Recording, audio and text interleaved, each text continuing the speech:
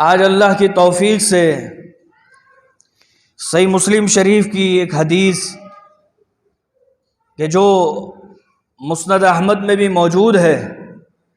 اور سنن ابو داود میں بھی موجود ہے، انشاءاللہ اس حدیث کے ضمن میں گفتگو ہوگی۔ اس حدیث کے راوی ہے سیدنا وائل بن حجر رضی اللہ تعالی عنہ۔ صحابی کا نام یاد رکھنا ہے آپ نے۔ یہ وائل بن حجر نبی علیہ السلام کے وہ صحابی ہیں کہ جنہوں نے 9 ہجری میں اسلام قبول کیا تھا، 9 ہجری۔ اور آپ جانتے ہیں کہ 10 ہجری کے بعد 11 ہجری کے آغاز میں نبی علیہ السلام وفات پا چکے تھے۔ سیدنا وائل بن حجر 9 ہجری میں نبی علیہ السلام کی خدمت میں حاضر ہوئے تھے اور اسلام قبول کرنے کے بعد دین کی باتیں سیکھ کر دوبارہ اپنے علاقے یمن چلے گئے تھے۔ اور آپ کو معلوم ہونا چاہیے کہ یہ وائل بن حجر رضی اللہ تعالی عنہ یمن کے شہزادے تھے، جنہیں آج لوگوں نے بغض و عداوت کی وجہ سے ان کے بارے میں یہ لکھ دیا کہ انہو بدوی، وہ تو ایک بدو تھا،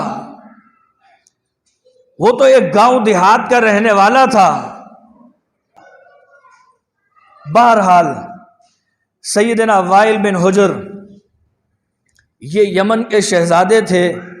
اور نبی علیہ السلام کی خدمت میں حاضر تھے اور دین کی باتیں سیکھ رہے تھے۔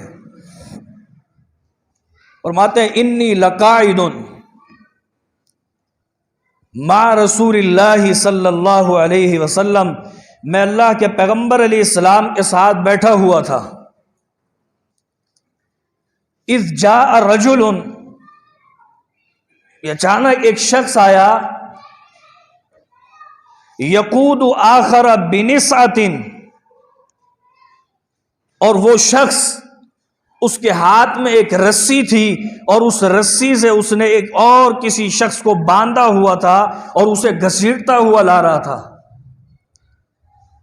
جانور کو گلے میں رسی باندھ دی جاتی ہے، بھیڑ بکریوں کو، اور پھر انہیں کہیں لے جانا ہو تو بعض دفعہ وہ اڑی کرتے ہیں تو گھسیٹ کے لے جانا پڑتا ہے۔ وائل بن حجر رضی اللہ تعالی عنہ نے جب یہ دیکھا تو یہ تو ایک شہزادے تھے، شہزادوں کی زندگی آپ جانتے ہیں، اس قسم کے واقعات ان کے سامنے نہیں ہوتے، اپنے محل میں رہتے ہیں، باہر کی دنیا دیکھی نہیں ہوتی کہ لوگ کس کس وجہ کے لوگ ہوتے ہیں معاشرے میں۔ انہیں بڑی حیرت ہو رہی تھی اور حدیث کے آخری الفاظ ہمیں بتا رہے ہیں کہ وائل بن حجر یہ دیکھ کر پریشان تھے کہ میں اسلام اس لیے لایا کہ یہ تو بڑا بہترین مذہب ہے، لیکن ان مسلمانوں کو کیا ہو گیا کہ نبی علیہ السلام کی خدمت میں ایک شخص آتا ہے اور دوسرے کے گلے میں رسی باندھ کے اسے کھینچتا ہوا لا رہا ہے۔ نبی علیہ السلام کی خدمت میں وہ اس شخص کو گھسیٹتا ہوا لے آیا اور کہنے لگا یا رسول اللہ، اے اللہ کے رسول،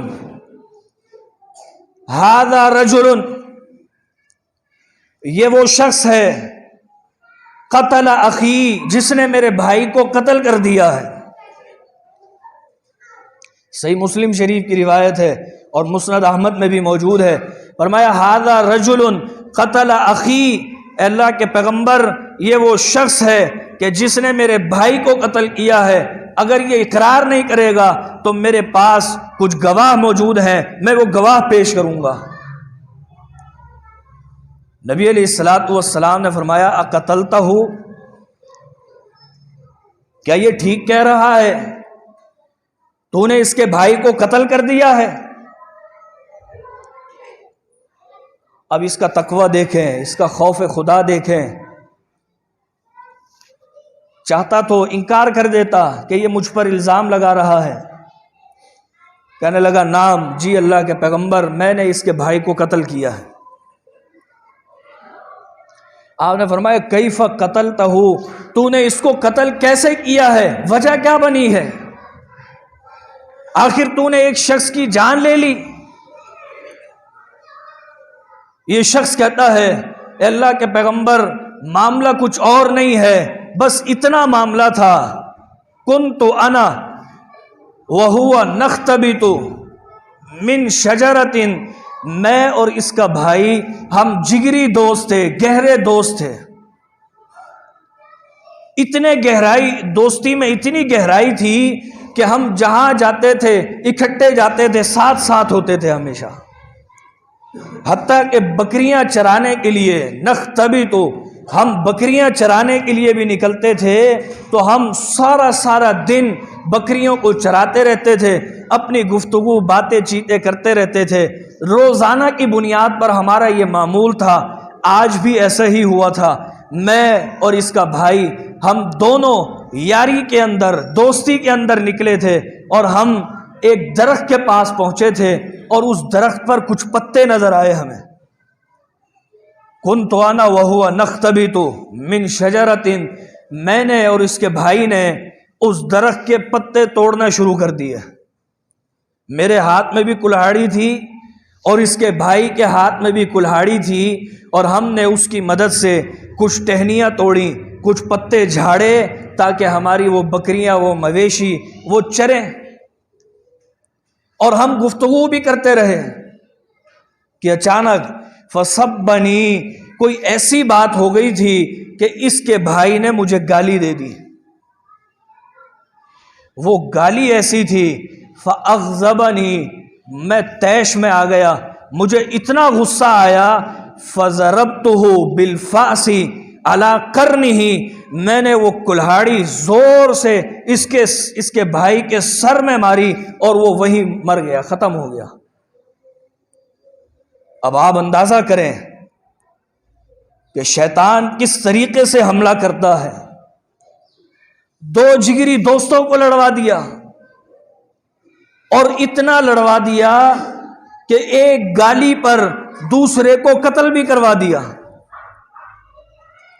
اللہ فرماتا ہے ان الشیطان لکم عدو، اے انسانوں یہ شیطان تمہارا دشمن ہے، فاتخذوہ عدوا، اسے اپنا دوست نہیں سمجھنا، اسے اپنا دشمن سمجھنا۔ انما یدعو حزبہ، یہ اپنے ساتھیوں کو جمع کرتا ہے۔ اب آئیے اس حدیث کی طرف کہ اس نے بتایا کہ میں نے اس کے بھائی کو کلہاڑی مار کے قتل کر دیا تھا، شیطان حملہ آور ہو گیا تھا، لیکن میرے دوست و بزرگوں اس کے دل میں اللہ کا خوف آ گیا تھا، اس نے بدلے میں چاہتا، اس کے ہاتھ میں کلہاڑی تھی، جب اس مقتول کا بھائی اس کو باندھ رہا تھا چاہتا اسے بھی قتل کر دیتا، لیکن اللہ کا خوف اس کے دل میں تھا،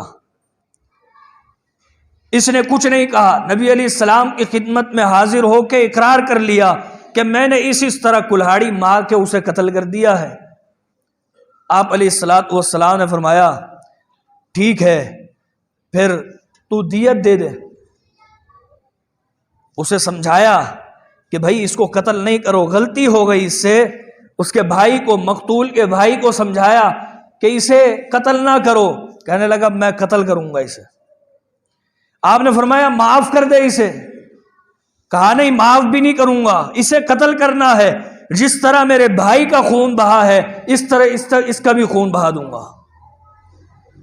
نبی علیہ السلام نے اس مقتول کے بھائی کو چھوڑ کر اس قاتل سے گفتگو کی اور فرمایا تو ایسا کر اسے دیت دے دے، میں صلح کرا دیتا ہوں۔ کہنے لگا اللہ کے پیغمبر دیت میں 100 اونٹ ہوتے ہیں، ایک اونٹ اگر 1 لاکھ کا بھی لگائیں تو 1 کروڑ بنتے ہیں، اور میں تو بکریوں کا چرواہا ہوں، اس کے بھائی کے ساتھ بکریاں چراتا تھا، کہاں سے لاؤں گا یہ پیسے؟ نبی علیہ السلام نے فرمایا اچھا ٹھیک ہے، اپنے رشتہ داروں سے رابطہ کر، برے وقت میں رشتہ دار ہی کام آتے ہیں، لیکن اگر وہی رشتہ دار شیطان کے حملوں کا شکار ہو کر زیادتیاں کرنے لگیں، وراثت کے حوالے سے یا دوسروں کا حق غصب کرنے کے حوالے سے، تو میرے دوستو بزرگوں پھر شیطان کی ان چالوں کا شکار ہو جائیں گے۔ نبی علیہ السلام نے فرمایا ٹھیک ہے، تو دیت کے لیے اپنے رشتہ داروں سے رابطہ کر، ان سے پیسے لیا، ان سے دیت کے معاملات طے کر لے۔ کہنے لگا میرے پاس یہ چادر ہے اور یہ کلہاڑی ہے، بس میرے پاس یہی ہے، اور آپ نے رشتہ داروں کے پاس جانے کی بات کی ہے، میرے رشتہ دار ایسے ہیں کہ مجھے میری اس کلہاڑی سے بھی حقیر سمجھتے ہیں، وہ کیا کہیں گے؟ نبی علیہ السلام نے پھر اس مقتول کے بھائی سے کہا ٹھیک ہے اسے معاف کر دے، اب ایک ہی صورت رہ گئی ہے۔ کہنے لگا نہیں۔ آپ نے فرمایا پھر ٹھیک ہے، یہ رسی پکڑ اور اسے لے جا کے جس طرح تو قتل کرنا چاہے اسے قتل کر دے۔ وہ گھسیٹتا ہوا اسے بھیڑ بکریوں کی طرح وہ مدینے سے باہر لے گیا۔ نبی علیہ السلام نے اس کے جانے کے بعد جو کلمات ارشاد فرمایا ان قتلہ، اگر اس شخص نے اپنے بھائی کے بدلے میں اس شخص کو بھی قتل کر دیا تو وہ مثلہ، یہ بھی اس قاتل کی طرح ہو جائے گا۔ وَإِنْ عَفَا عَنْهُ، اور اگر یہ اس کو معاف کر دے گا، يَبُوءَ بِإِثْمِهِ وَإِثْمُ صَاحِبِهِ، تو ظاہر ہے جو مقتول ہے اس سے بھی بچپن کے بعد سے کتنے گناہ ہوئے ہوں گے، پھر مقتول کے بھائی سے بھی کتنے گناہ ہوئے ہوں گے۔ فرمایا اگر یہ بھائی اسے معاف کر دے گا، اللہ اس مقتول کو بھی معاف کر دے گا اور اس کے گناہوں کو بھی معاف کر دے گا۔ یہ سننا تھا کہ ایک نوجوان دوڑتا ہوا اس کے پیچھے گیا اور وہ اسے دیکھا کہ وہ اس قاتل کو ایک درخت کے ساتھ باندھ رہا ہے۔ اس نے کہا جب تو نبی علیہ السلام کی خدمت میں سے اٹھ کے چلا گیا تھا، آپ نے فرمایا تھا اگر یہ بھی اسے قتل کر دے گا تو یہ بھی قاتل کی طرح ہو جائے گا، لیکن اگر یہ معاف کر دے گا تو اللہ اسے معاف کر دے گا۔ وہ فوراً اسے رسی کھول کر نبی علیہ السلام کی خدمت میں دوبارہ آ گیا۔ کہنے لگا اللہ کے پیغمبر بلغنی انک قلتا، اے اللہ کے پیغمبر مجھے یہ بات معلوم ہوئی ہے کہ آپ نے میرے جانے کے بعد یہ کلمات کہے ہیں۔ آپ نے فرمایا ہاں میں نے یہ کلمات کہے ہیں۔ سیدنا وائل بن حجر فرماتے ہیں فعفا عنہ، اس نے اللہ کے پیغمبر سے فرمایا اللہ کے پیغمبر میرے بھائی کو اس نے قتل کیا ہے، میں اسے معاف کرتا ہوں۔ اب آپ دیکھیں قتل کرنے کے باوجود معاف کر رہا ہے، لیکن ہم اپنے بھائیوں کو معاف نہیں کرتے، اپنے والدین کو، اپنے رشتہ داروں کو، اپنے بیوی بچوں کو معاف نہیں کرتے، ذرا ذرا سی بات کو لے کر شیطان کے حملے کا شکار ہو جاتے ہیں۔ فرمایا فعفا عنہ، سیدنا وائل بن حجر فرماتے ہیں کہ نبی علیہ الصلوۃ والسلام کے اس صحابی کو دیکھ کر خوشی ہوئی، اور پھر میں نے دیکھا وہ وائل بن حجر جو گفتگو دیکھ کر تھوڑا سا بدک رہے تھے کہ یہ مسلمان ایسے ہوتے ہیں، لوگوں کی گردنیں باندھ باندھ کے لاتے ہیں، کہتے ہیں میں نے اسے دیکھا کہ جب نبی علیہ السلام نے فرمایا ان عفا عنہ، اگر تو اسے معاف کر دے گا اللہ تیرے بھی گناہ معاف کر دے گا، تیرے بھائی کے بھی گناہ معاف کر دے گا، نہ میں نے دیکھا کہ اس نے وہ رسی چھوڑ دی فعفا عنہ اور اسے معاف کر دیا۔ آج میں بھی آپ سے یہ کہوں گا کہ اللہ کی رضا کے لیے اگر کسی کے وراثت کے معاملات ہیں، کسی سے کوئی لینا دینا ہے، کسی کی کوئی ناراضگی ہے، تو وہ آج اسے معاف کر دیں، اس لیے کہ اللہ انہیں معاف کر دے گا۔ اللہ رب العالمین ہم سب کو شیطان کے حملوں سے محفوظ رکھے اور اس کی ہر قسم کی چالوں سے ہمیں محفوظ رکھے۔ اقول قولی ھذا استغفر اللہ لی ولکم اجمعین۔